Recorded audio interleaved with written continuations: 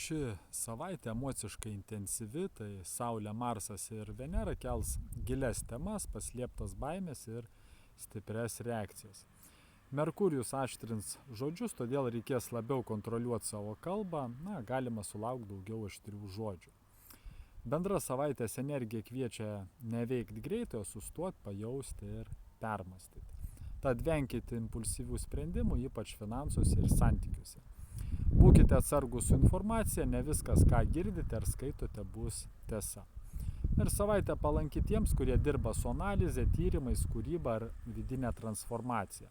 Ir naudinga norintiems užbaigti senus reikalus, paleisti praeities emocijas ar atsisakyti žalingų įpročių.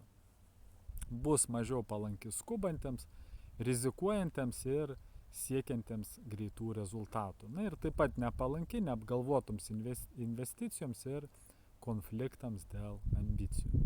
Ir palankiausios savaitės dienos gruodžio 15 ir 21. Ir nepalankiausios savaitės dienos gruodžio 18, 19 ir 20.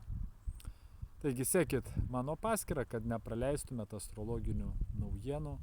Ramios savaitės.